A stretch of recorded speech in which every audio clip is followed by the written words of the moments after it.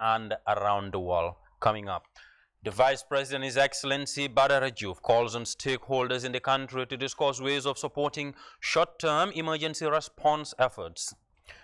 The Ministry of Foreign Affairs begins a 5-day induction training for newly appointed ambassador designates and diplomatic personnel to prepare them to assume duties.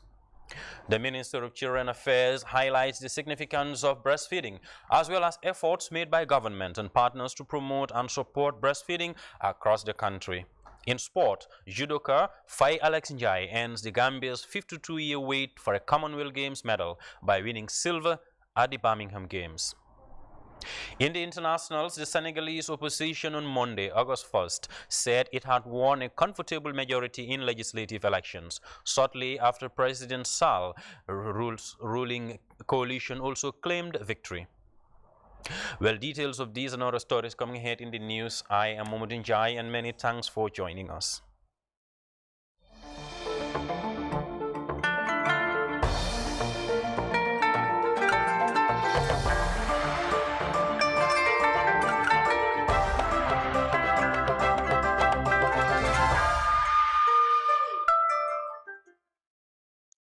It's great to have you here. We begin with His Excellency President Adama Barrow, who has been visiting flood areas in a show of solidarity to people and communities affected by the weekend heavy torrential rains.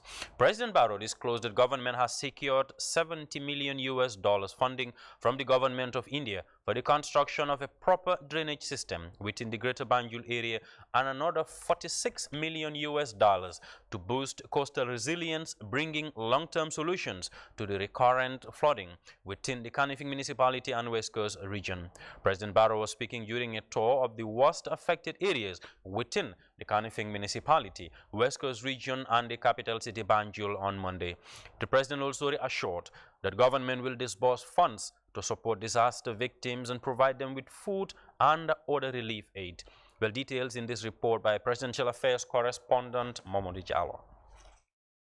24 hours of continuous rainfall across the country last weekend has left many areas within the Greater Banjul area inundated. This has affected many residents who had to endure difficult periods as houses were submerged and some rendered homeless. The situation prompted the President, His Excellency Adama Barrow, to visit some of the worst affected areas within the Greater Banjul area to personally assess the damage and show solidarity with the victims during these difficult moments. The President, accompanied by ministers and heads of relevant government agencies, first visited Ibo Town, which bore the brunt of the floods.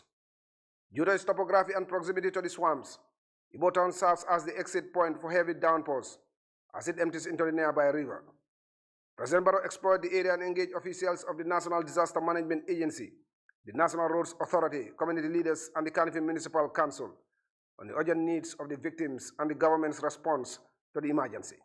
Most pressing issues that are urgent, that we need to work with the, National Disaster Management and the Ministry of Environment, the Ministry of Finance, to see how best we can address the short-term problems. Most of these problems also, some of them are caused by our own attitude. Because these are prone areas, definitely. And people settling on waterways. If you look at the limited drainage system that we have also, it's blocked by human nature. They throw in rubbish into it, sand and everything is also blocked. That is also not helping the situation. The next stop on the President's tour was in Abuko, where he visited the drainage canal, which serves as passage for excess water during the rainy season.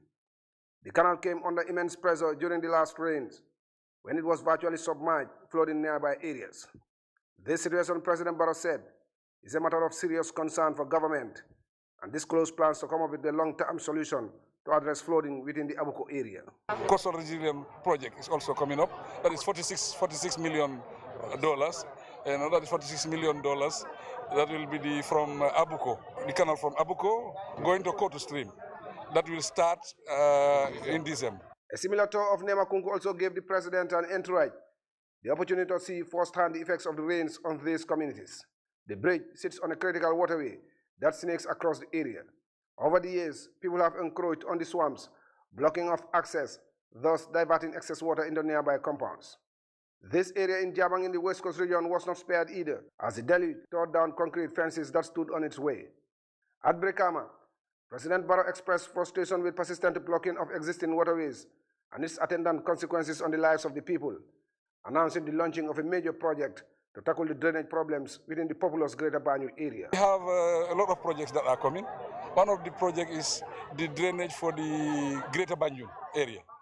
That drainage, it is costed, it is about $70 million. $70 million to address the drainage problem in the Greater Banjul area. Already, we have the project and we have already submitted the project to the Indian government because we have a line of credit with the Indian government that is about $200 million. But to justify our case and access the money, that's why we have already sent that project, and we are very sure that the project will be approved because it's a social project. The entourage then proceeded to the Kodu Bridge, where the president was briefed on efforts on the situation by officials of the National Roads Authority and the mayor of the Kanifing municipality. As the main exit point for excess water into the Atlantic Ocean, the president directed that all stakeholders work together to clear the bridge and its surroundings of any obstacles, preventing the free flow of rainwater so as to prevent flooding. The tour ended in the capital city Banjul, where the president visited Tobacco Road, the worst affected part where entire neighborhoods have been submerged. The president drove through the water-filled streets to assess the impact of the floods on ordinary Banjulians. With pumps now working at full capacity to pump the water into the sea, President Barrow also visited the main water pumping station along the Bond Road, which is now working round the clock. He urged the contractors to expedite the process of installing the new pumping machines that are expected to prevent flooding in Banjul. Mamadou Diallo, GRTS News. His Excellency President Barrow there earlier touring the West Coast region and Greater Banjul area affected by the weekend's heavy torrential rains. Meanwhile, the Vice President, His Excellency Barrow has today called on stakeholders in the country to discuss ways of supporting short-term emergency response efforts to disaster victims in the Gambia. The Vice President's call follows the weekend torrential rains that left many families devastated. Details in this report by Aissatou Keita. Close to 1,000, about 700 households been impacted on, in this area. We have not finished the arithmetic yet, so we're working on the numbers still. And this is where we want government. Before this meeting, we were having a package of relief for them. But the relief we are looking at both the short term now, but in the medium and the long term, we will need to work it out so that we solve this perennial problem. A government strategy development meeting led by Vice President Badara Diouf engaging key stakeholders in the country to devise an action plan to mitigate inner city flooding and address the damage caused by torrential rains via rapid responses to affected families. Here, senior government officials and ministers lay out approaches drawing short, medium, and long-term solutions to end the perennial problem which has affected nearly 1,000 households across the country, with 5 deaths in the North Bank region and 1 in the West Coast settlement of Jabang. Some of them are man-made in the sense that some people built in the waterways, and therefore water is one of the most compelling elements, and it would either find another way or fall back on its original source and cause havoc. So we're looking at a resettlement package for those people. We are working with the Ministry of Lands to have them demarcate some sites where we can move some of these people. It might be difficult to move everybody because of the costs involved. The extent of the situation was attributed to climate change, which, as stressed by the Environment Minister, is a global menace needing long-term plan mechanisms to avoid future catastrophes. The long-term plan we have in the West Africa coastal areas resilient project, that's the WACA project, funded by the World Bank, which is coming up with a holistic approach in addressing resilience. We have to manage the resilience. We are already here, and then climate change is here.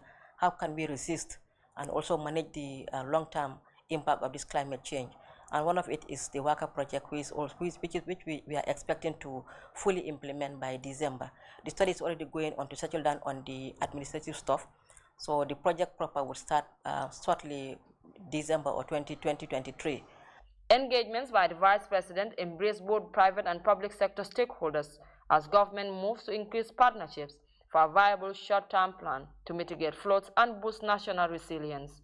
Incomplete infrastructural adjustments and road constructions in certain areas have been blamed for increasing the impact of devastating floods, with works blocking water passage and flow across critical areas in the city. A number of those roads that have been identified, instruction has been given to the National Road Authority by both the Vice President and the President to fix those ones as a matter of great priority, because in some areas we have to really destroy some of the roads for water to flow. In some areas we have to come up with an emergency measure to at least allow ambulance or emergency services to have access to some of the communities. UN bodies in the Gambia have expressed readiness to support the government in providing remedial measures complementing solutions to address the situation. Their response will be swift in executing short-term plans. Essentially, as soon as we are advised of what are the urgent needs, we will respond through the World Food Programme.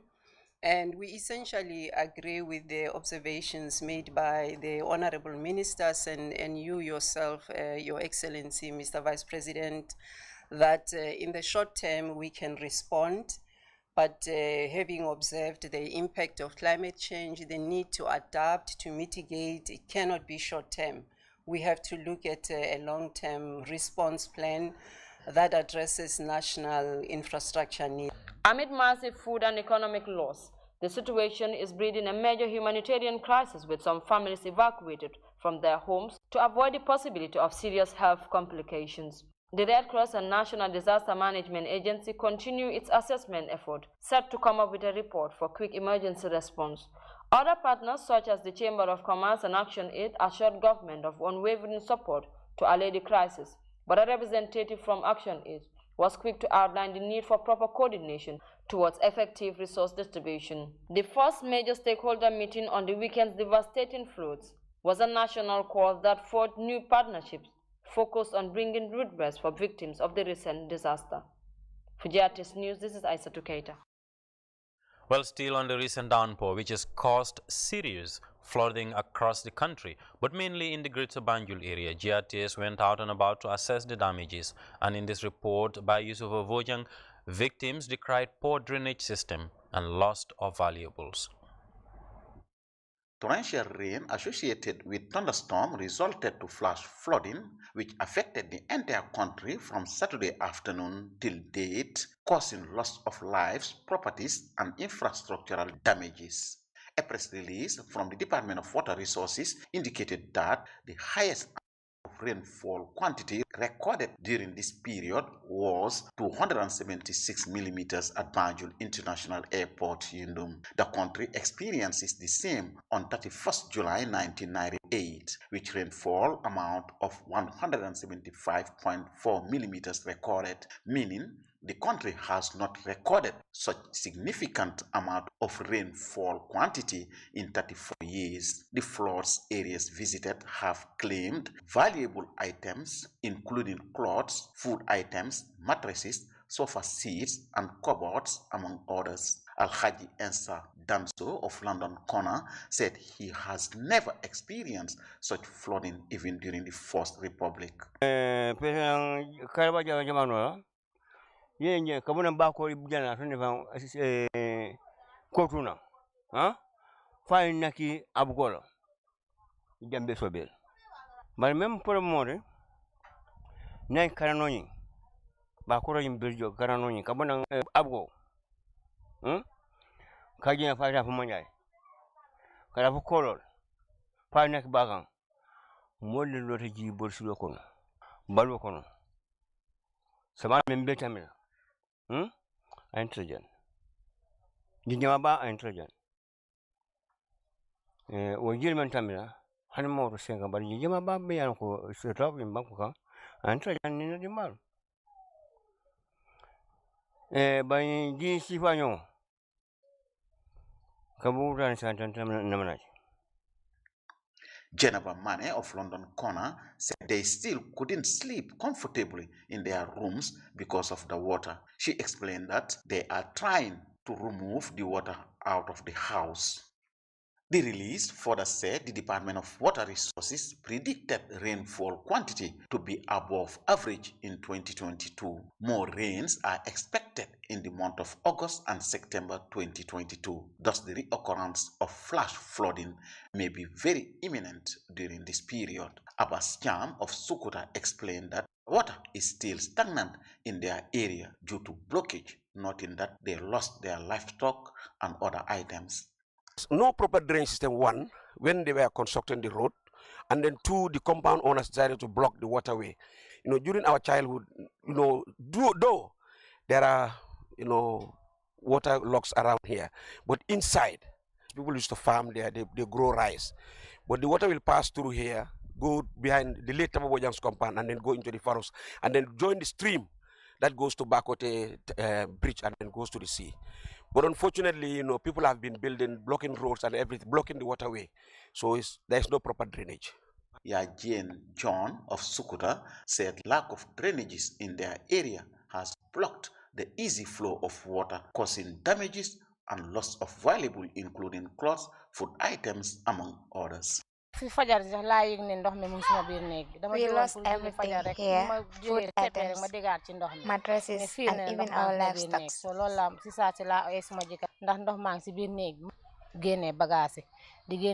The Regional Disaster Coordinating Office, in partnership with local structures, are currently on rapid assessment of the situation. A situational report on flash floods registered in West Coast region also revealed that the West Coast region, being the most populated region, hosting about 35% of the Gambia's population, is prone to periodic climate-related hazards due mainly to its population density and the rapid urbanization.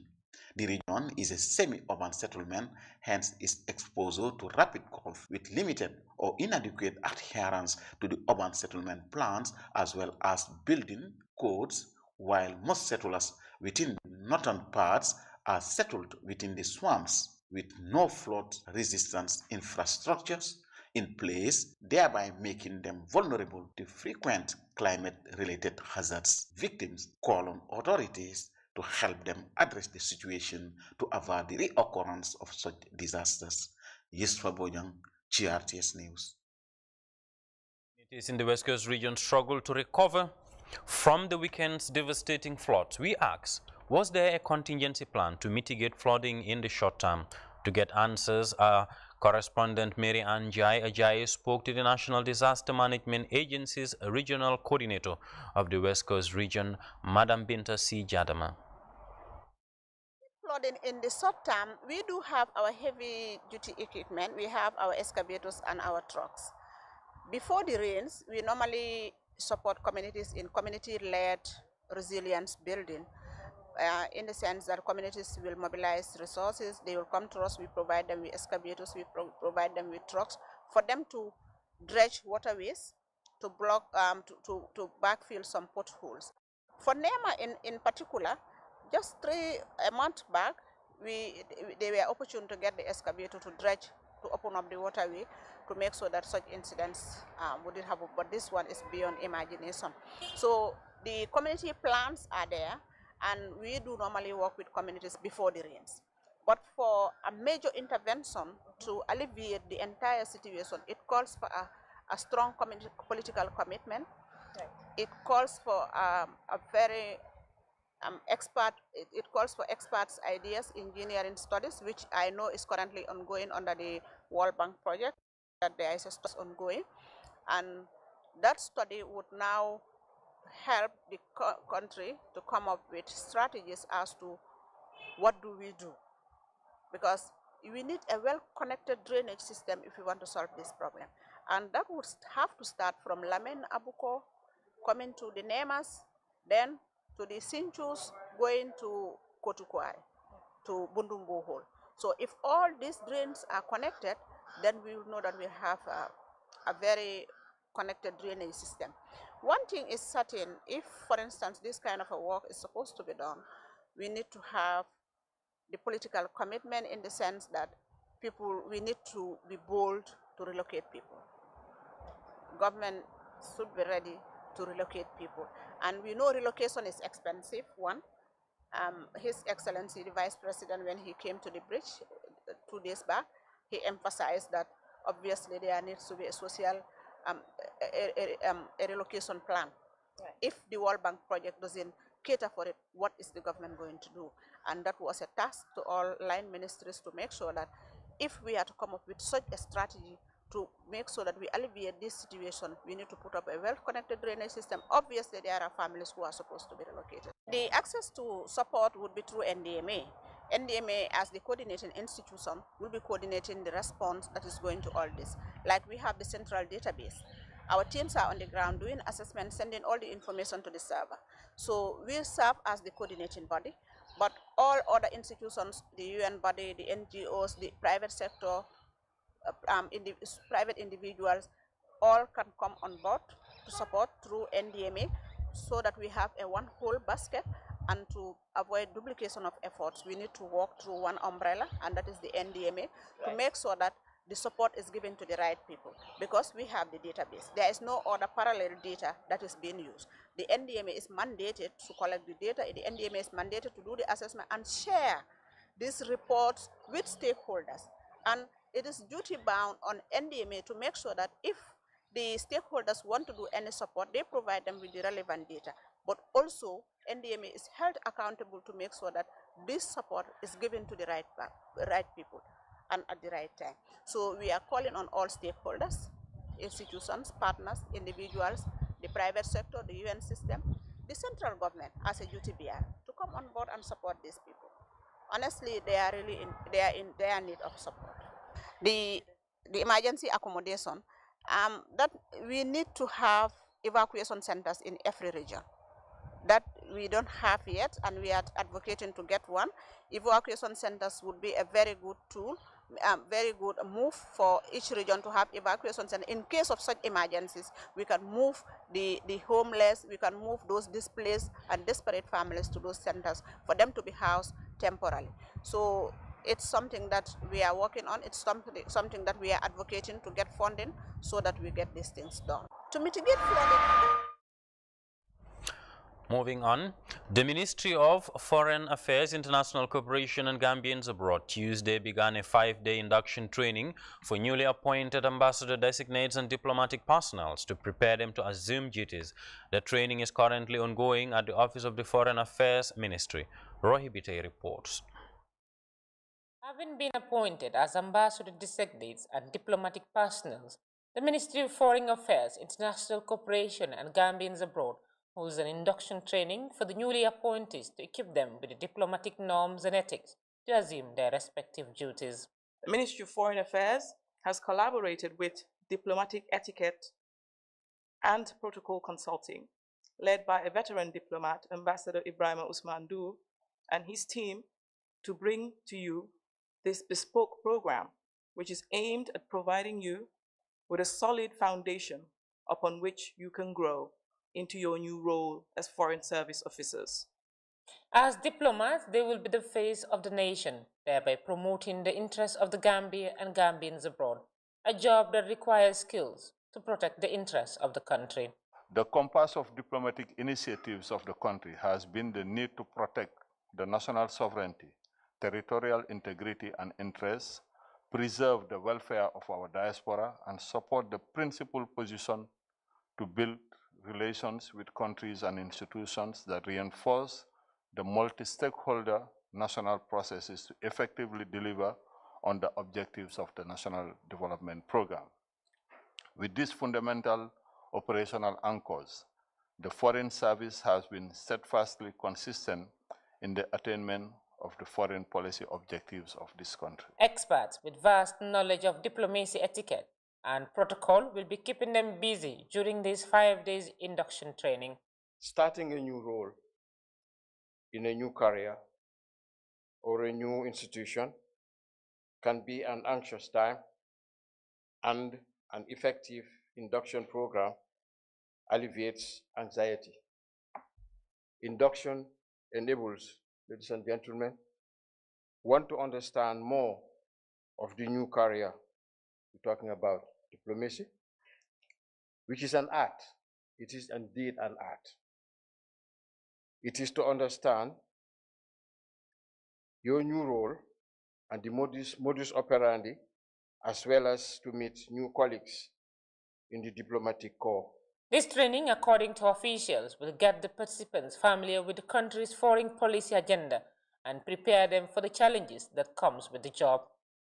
It is only through a great degree of flexibility and acute awareness of the opportunities in your various duty stations that the foreign policy objective can be fully realized.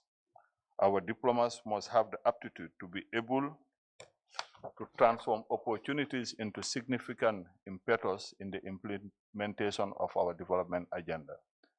These are the hallmarks of a truly successful diplomat. As the participants are about to start their new roles as diplomats, this training takes them a step closer to assuming duties. Prohibite, GRTS. The Minister of Gender, Children and Social Welfare, Fatou Kinte, has delivered a statement on the occasion of World Breastfeeding Week, observed from the 1st August to 7th August every year. This year's celebration is banked on the theme Step Up for Breastfeeding, Educate and Support. In her statement, the minister highlighted the significance of breastfeeding, as well as efforts made by government and partners to promote and support breastfeeding across the country. Here is an excerpt.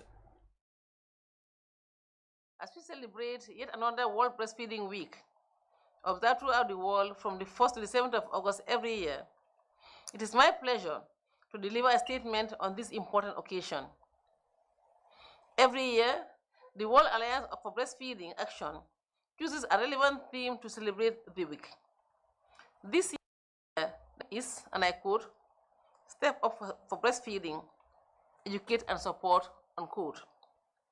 And will focus on strengthening the capacity of actors such as government, health systems, workplaces, and communities to protect, promote, and support breastfeeding across their different levels. The objectives of this year's World Breastfeeding Week celebration are: 1, to inform people about their role in strengthening the warm chain of supporting for breastfeeding, to anchor breastfeeding as part of good nutrition, food security, and reduction of inequalities, to engage with individuals and organizations along the warm chain to support breastfeeding, to galvanize action on strengthening capacity of actors and systems for transformational change. With these objectives, individuals, communities, and nations should work together to empower parents to ensure that conducive enabling environment is always available for optimal breastfeeding to happen. World Breastfeeding Week is an annual celebration which is held every year in more than 120 countries. Over the past years, the National Nutrition Agency, NANA, under my office in collaboration with stakeholders such as the Ministry of Health and the communities, with support from UNICEF, celebrate World Breastfeeding Week throughout the month of August.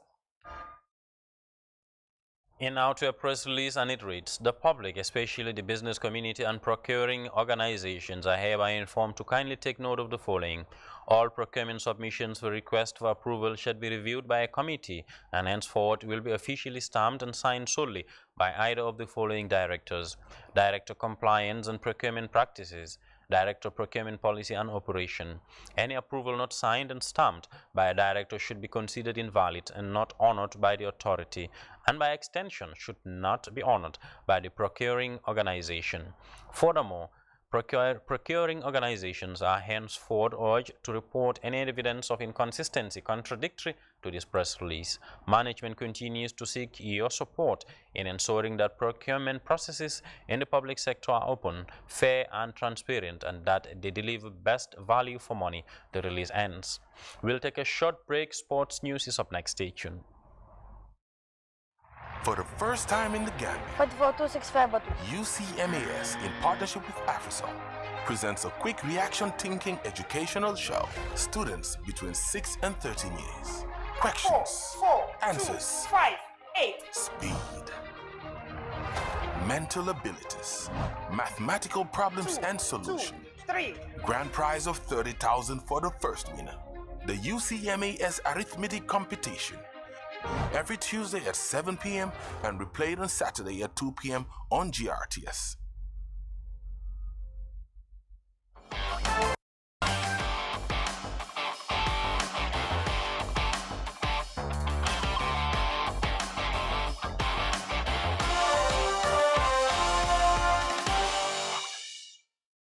In sports, judoka Faye Alex Njai ends the Gambia's 52-year wait for a Commonwealth Games medal by winning silver at the Birmingham Games.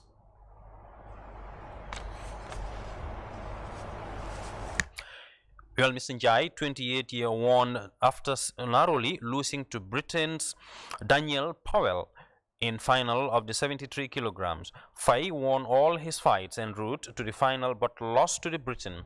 By winning the silver medal, Faye Alex Njai ended the Gambia's 52-year wait for a medal at the Commonwealth Games, and he becomes the first Gambian to win a medal above bronze at the Commonwealth Games. Well, congratulations to judoka Faye Alex Njai for that triumphant victory. Meanwhile, sprinter Wuri Njado finished fourth in the women's 100-meter in her first appearance for the Gambia. Wuri missed out on a place in the semi-finals. Wuri, who is from Sibito village in the Lower River region, before moving to the United States, chose to represent the Gambia, and she will line up again in other events at the Birmingham Games. Well, we'll be back with international news. Stay tuned.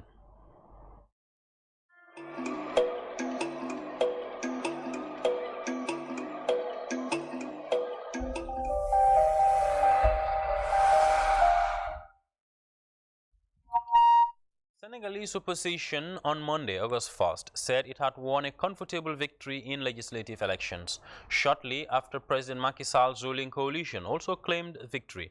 Details in this France 24 report. On Dakar, conflicting reports from the ruling coalition and the opposition. Supporters of the capital's mayor, who is also an opposition leader, broke out into song and dance. The man himself, Barthélémy Dias, paraded in the streets. Hundreds of people showed up after seeing apparent results online. I saw the results on Instagram. It's great. Really excellent. We're very, very happy. We're going to party all night long. Although counting remains underway and no official numbers have been published, supporters from both sides have tried to claim victory, and that includes the head of the presidential coalition herself.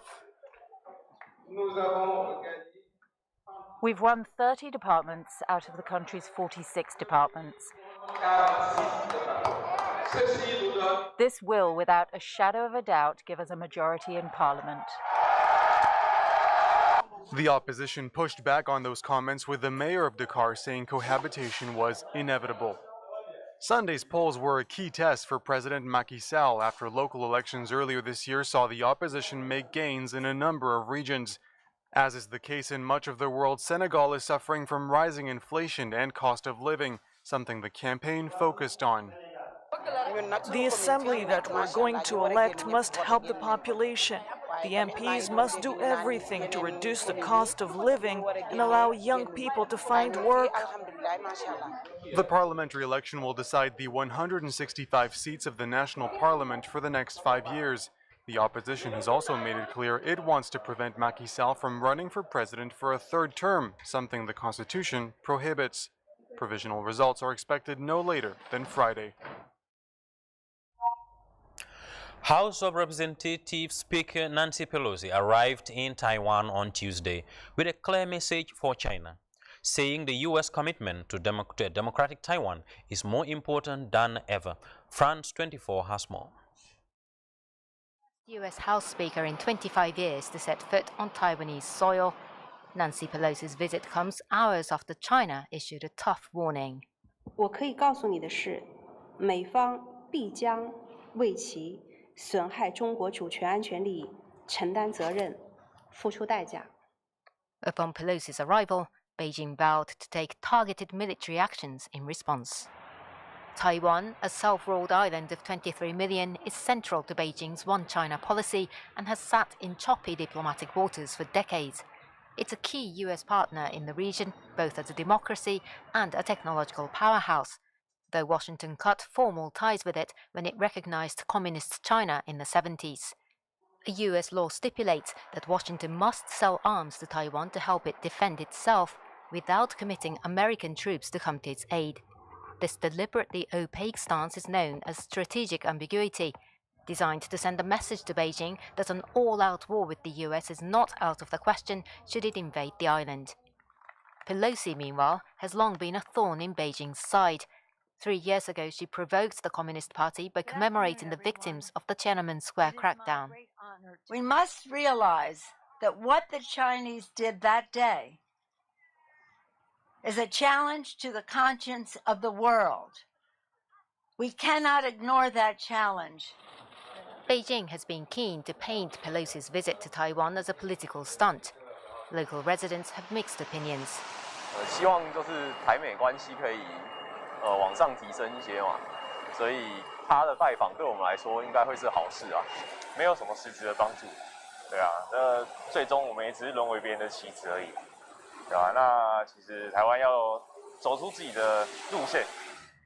Only 19 UN member states plus the Vatican currently recognize Taiwan as an independent country. Well, to some good news just in from Birmingham, because there is more delight for the Gambia at the Commonwealth Games as the Gambia beach volleyball team continued their impressive debut in the Commonwealth Games by beating Sri Lanka 2-1. The pair, Mbai Babu Jara and Senegal, made it 2 wins out of 2 and booked their place in the quarter-finals. Well, good luck to Team Gambia. That was all in this bulletin, but a quick look at our top stories. The Vice President, His Excellency Badara Diouf, calls on stakeholders in the country to discuss ways of supporting short-term emergency response efforts. The Ministry of Foreign Affairs begins a 5-day induction training for newly appointed ambassador designates and diplomatic personnel to prepare them to assume duties. The Minister of Children's Affairs highlights the significance of breastfeeding as well as efforts made by government and partners to promote and support breastfeeding across the country. In sports, judoka Faye Alex Njai wins the Gambia's first medal at the 2022 Commonwealth Games in Birmingham. In the internationals, the Senegalese opposition on Monday said it had won a comfortable majority in legislative elections, shortly after President Macky Sall's ruling coalition also claimed victory. Well, thanks for the pleasure of your company and stay tuned and enjoy the rest of our JRTS programs.